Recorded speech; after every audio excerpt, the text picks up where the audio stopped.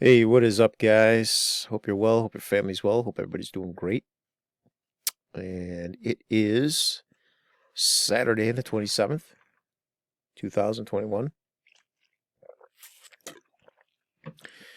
So, I want to talk a little bit about real estate, talk about the market, talk about what's going on a little bit. Some exciting news. Spring market's coming. What to expect. Um, you know, I was really hoping to get excited about the spring market and all the new inventory that's going to be coming out and available for all those buyers out there chomping at the bit with all this pent up buyer frustration and all that.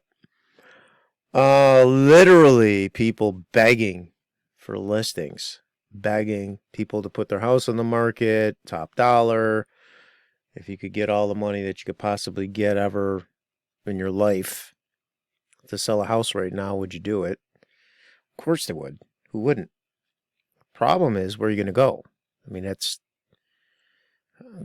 I've got eight sellers in my pipeline right now, and with all the same question. Because yeah, that's great. I sell my house, but I don't want to be that guy that's writing 25 offers on 25 different houses up against 20 different people, and I don't blame them. So how do we? At the end of this, I'm going to talk about something that I came up with to help with that. If you're one of those people who's concerned about that, there may be an option. But let's talk about what's going on in the market right now, which is sad. I'm going to talk about this, and I'm going to talk about inflation, the interest rates going up, how many points they gone up, what that's going to mean in the coming market if we still see the stock market doing what it's doing now. I day trade. I'm in the market every day. This week, it's been a bloodbath in the market. It's been bad for a lot of people. I know a lot of people who have lost a lot of money because they didn't hedge their portfolio. I've been listening to the experts in the industry. I've been listening to the expert traders, some of my mentors, and every single one has said the market is overinflated. It's overbought, including Michael Burry. If you know who he is, he's the guy who was in The Big Short, called out the housing crash in 2008 and he hedged that and made billions or millions, whatever. Made a lot of money. So, my portfolio took a hit, but not as bad as it could have been because I had puts in place. Now, so the question is, what's going to happen next week? Well, I put a post up on Facebook about middle of last week, and the question I asked was if yields go up as bonds keep going lower, and yields go up, it's obviously affecting the S&P. So does that trickle over into the financials? So I was kind of busy on Friday and I didn't get a chance to look at anything. But my question was, is that going to snap the back of financials if the yields and the interest rates keep moving up? Well, when I got home from running some appointments, I took a look at how the market finished off. I was done trading before noon. I made my limit and got out. But I came back and studied what the market did. What's interesting about the interest or the yields is that in the financials, the last 10 minutes of market close, let me pull up my charts here. Last 10 minutes of market close on Friday, there was a sell-off in the SPY of, I think it was $4 or $5. So I said, well, that's interesting. What happened there? So I just happened to look at the financials. I'm looking at the chart for JP Morgan, which, by the way, has been doing the opposite of what the market has been doing all week. because when yields go up, the banks are going to do a little bit better, right? Makes sense. So on Wednesday, huge curve up and it plateaued, and then he went. Then we had higher highs in the aftermarket or pre-market on Thursday, and then we just saw a huge sell-off, and then some profit taking, and then another sell-off, and then and then just kept selling off after market. Then we saw some profit taking pre-market, then some selling off, and then a huge dip. Then we recovered mid-afternoon, and then the last 10 minutes of the market, we saw a very big sell-off in JP Morgan. And if you look at all your bank stocks, there was a big sell-off. So my question is, I mean, we'll know more on Monday at the bell, but are we actually seeing right now the financial snap? And if the financials snap in the S&P, and yields continue to rise as bonds go down, this is going to go way lower, guys. And if this goes lower, the bonds go lower, yields are going to go up. If yields go up, that means interest rates are going to go up. And the big, I don't know, attractive feature now is people trying to buy a payment in real estate. Cares what the price is going to be for the house, as long as it falls within your payment. Well, what's interesting about that is these low interest rates have made it possible for these low payments. Well, what happens when the interest rates start to climb, and you're not getting all that house? Are prices going to come down? Is he going to balance out the markets a little bit? Or are things going to remain the same because there's no inventory? And when I say there's no inventory, guys, I'm looking at the active inventory right now in Monroe County, the entire county of Monroe, all of it. Charlotte, Hilton, Greece, Rondequoit, West Rondequoit, East Rondequoit, Fairport, Brighton, Pittsford, Charlotte, if I missed any, Henrietta, all of it, all of it. Let's just say you're so wide open to a payment that you say, hey, Frank, we can do 150 to 230. I say, that's good news, guys. We can go and look at 9 houses total in the entire county of Monroe. Between $150,000 and $230,000, there are 9 houses on the market that are 3+ bedrooms, 2 baths, that have been on the market 10 days or less. And the reason why I put 10 days or less is because anything that's over 10 days, you don't want to look at. Okay. These houses on the market are 3 days, 4-day delayed negotiations, and they're sold. Okay. And when I say sold, I mean sold, not, sale pending. I mean sold. Cash deal, no contingencies, all in, over asking. Do not pass go. Go right to closing. And those are the offers that are getting accepted. But that is just amazing, guys. 9 houses. I mean, you and I together, we can look $80,000 price range. You and I could go and look at these houses in the weekend. All of them. That's all of them. So yeah, you can see the concern that people have when you say, yeah, I'd love to sell my house and get top dollar, but where am I going to go? I mean, there's 9 houses on the market, and I promise you, none of these houses are going to be in any kind of great condition where they're going to move. They're going to be like, oh my God, yes, I got to sell mine to get into something else. I mean, let's just say, let's just say that you're trying to move up, and you got a decent house You sold it for 160, and now you're out looking, and you want to get into a nicer school district, maybe something like Fairport. Well, is a $220,000, 1,300 square foot Cape for $220,000 in Fairport.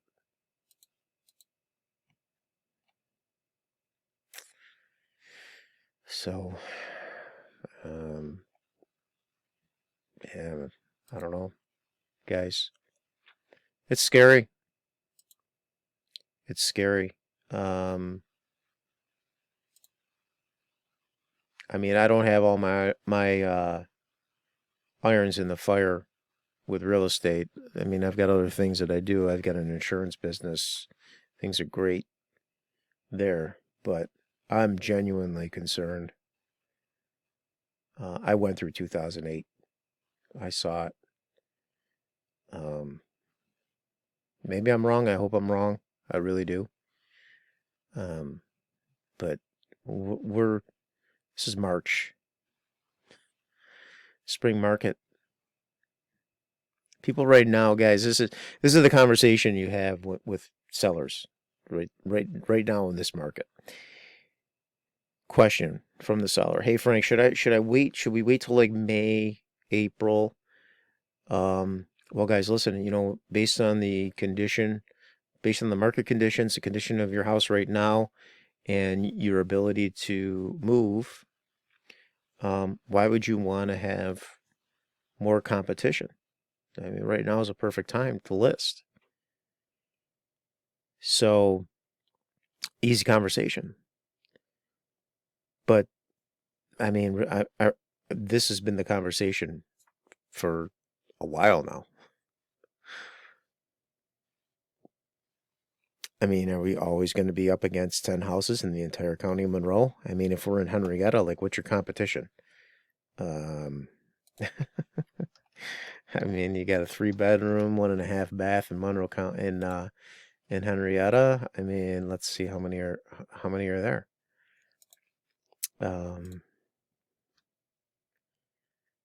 Your answer is none. 0. So, I mean, you can't even have a conversation. Like, the answer is 0. There is none.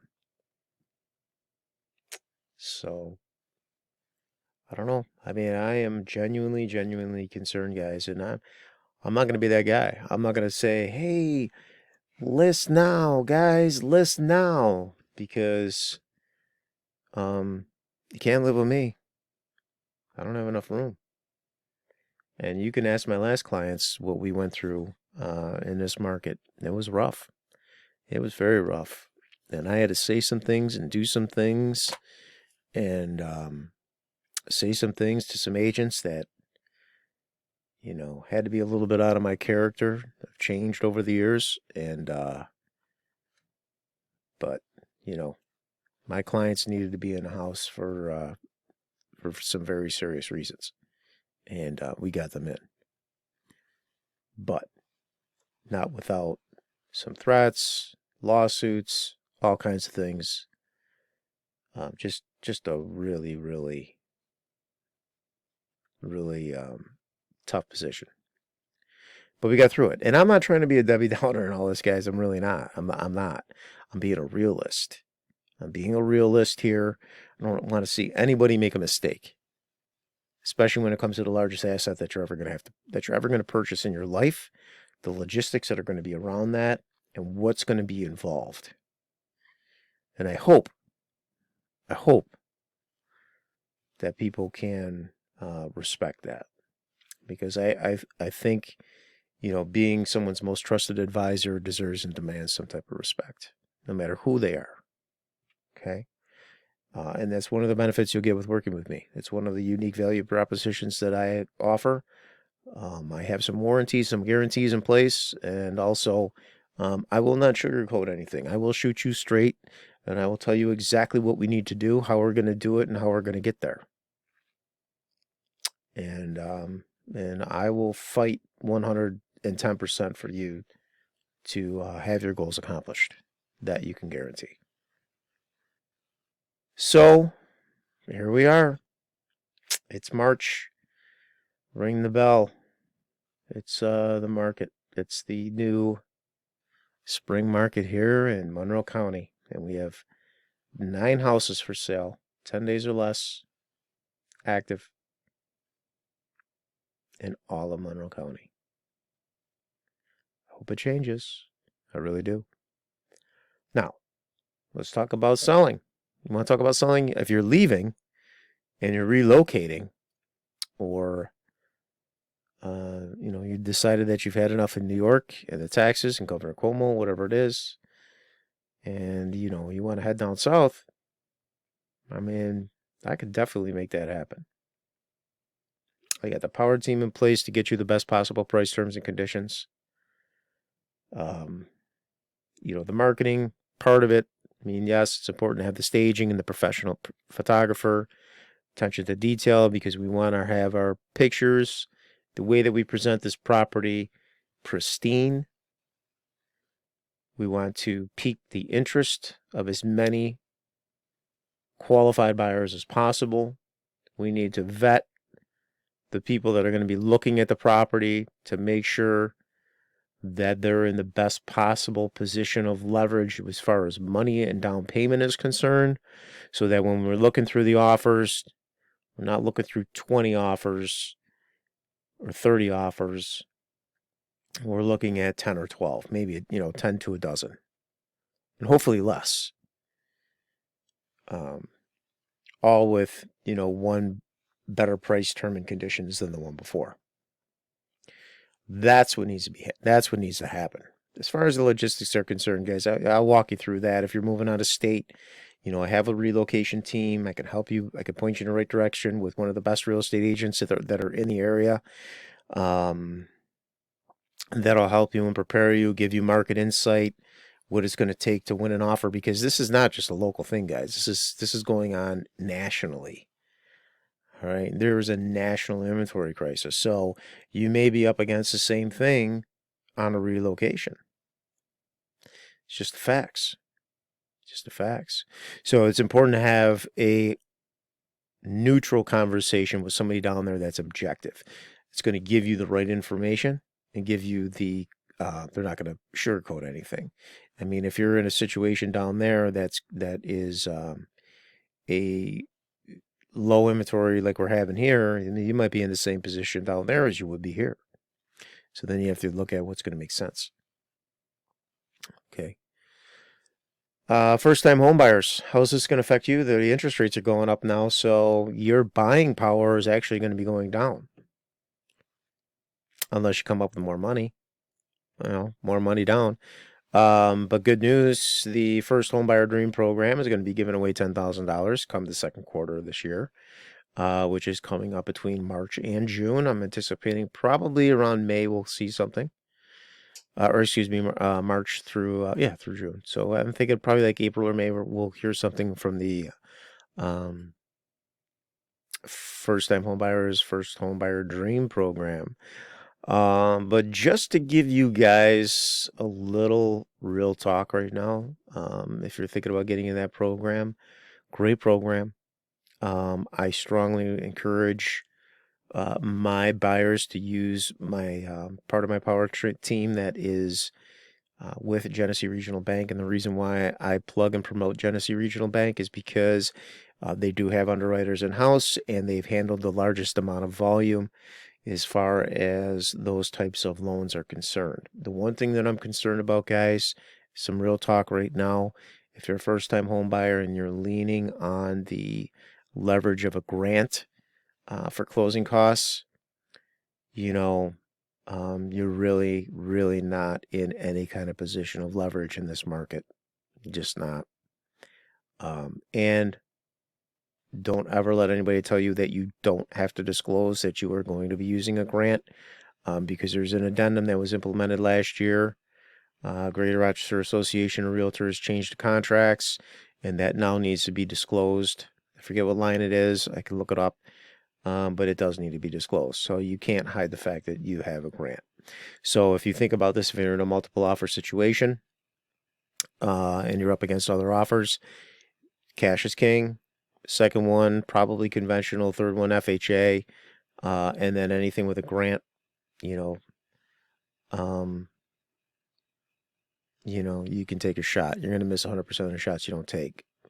And, I can't tell you that people cannot, because of the fair housing laws, nobody can reject your offer based on a grant or housing or FHA or conventional. I'm just letting you know that if you were a seller, what what would you consider? I mean, obviously the cash deal is the best deal. I mean, that goes without any kind of saying. So, just be advised. All right. But the good news is we are in the spring market. I'm being optimistic that we are going to see some inventory. If we do see an uptick in inventory, I will definitely be addressing that and what it's going to mean. But as far as things are concerned right now, I'm going to be keeping a close eye on interest rates. What that means for my first-time home buyers, what that's going to mean for the sellers out there is, sellers, inventory is still low, guys, and there's people that are buying right now that are buying cash. So interest rates to them don't matter. I don't think you're going to see any risk of losing any kind of equity. I think the demand is too great, and there's a lot of people out there with cash right now, and so that's going to be good news for you guys for a while anyway. And we're going to, this week is going to be a really big indicator of where our economy is going to be heading. I mean, we already know that we're pushing toward inflation. However, right now we're in a deflationary period. Inflation is coming. Oil prices are going up. We're talking about $100 a barrel oil again by the end of the year. I don't know if I'm all in on that either. There's just not enough demand right now. There hasn't been enough demand, I don't think, to pull those kind of prices for oil. If our economy bounces, and they're saying things are going to happen that are going to happen, possibly. But here's what I do know: a lot of businesses went bankrupt this last year, and they're not coming back. And that's the reality. Those are job losses. We're still, if you look at an unemployment claims, another 900,000 new claims last month. We still have 20 million people in America unemployed. That's rolling right around, I don't know, probably a little over 10%, maybe higher. Those are just reported numbers. I'm thinking the unemployment rate's probably closer to 15. Got a lot of people that are behind on their mortgages. We've got 4 million to 6 million people that are in forbearance right now. They just today, I don't know if on Saturday the 27th, they just said that the eviction moratorium is unconstitutional, and so expect that to be overturned like almost immediately. You're going to see a lot of evictions, and I don't know where these people are going. I get phone calls all the time. Do you know if there's anything for rent? There's not. There's nothing anywhere. Nothing. So we've definitely got a big housing crisis coming up, guys. Interest rates go up and the prices stay up. It's going to decrease the buying power for first-time home buyers. They're not going to be opening up any. I mean, we know where first-time home buyers come from. They're renting. They want to buy. If that's not going to be an option, people are getting evicted. They need to move somewhere else. Where are they going to go? I mean, there's a strong possibility that we might see a homeless crisis here too. I'm not saying it's going to happen. I'm saying that there's a possibility. I mean, I don't know what's going to happen, guys. There's a lot of what ifs, and I'm going to tell you something. Uncertainty in the market and certainty in what's going on economically is not fair. And the fact that we spent trillions and trillions of dollars last year, pumped into this economy, with a possibility of inflation, those things do not fare well in the market. Uncertainty does not fare well in the market. It's not all bad. It's going to be some opportunity in the future to buy some stock at a discount, if you trade. But this market, guys, it's brutal. First time home buyers, I mean, you guys are in for battles. Battles. Make sure you pick your guys well. Make sure they're battle ready. And when I say battle ready, like I'm talking like Spartan status, like the movie 300 status, because you're gonna need to prepare for battle. Anyway, a lot of doom and gloom, right, guys? I wish I had some better information for you guys. I really do. I really could say. I wish I could say, the market's going to be hot. There's going to be a lot of sellers. There's going to be a lot of buyers. There's going to be a lot of people. There's just going to be a lot of opportunity for everybody, and things are going to be great. But we've had a lot of great years, and everything is cyclical, and we're going through a cycle right now. So just be prepared, guys. So I'll wrap up with that. If you'd like any of this information, if you'd like some of the statistics, if you'd like to know what maybe your home is worth in this market, I guess you can get an idea. You're not going to know exactly, because depending on how many offers, who knows? Who knows? But I know it's going to be in the up direction, not the down. But yeah, just reach out to me, and I'll obviously give you a very straightforward, professional opinion on what the market is doing right now, which you can anticipate as a very strong purchase price, which will help you to accommodate the logistics for your move or your transition or whatever you're trying to accomplish. Okay. So buyers definitely need to sit down and talk about a strategy. What we're going to need to do to win offers, how many we're going to need to write, how much over asking price should we be considering, where we should be looking, and how long it's going to take to close. Because there's so many variables in there, guys. I mean, if you're selling your home and you want to get a new one, or if you're renting and you want to buy a house, like what are those logistics going to look like? I mean, when do you start looking?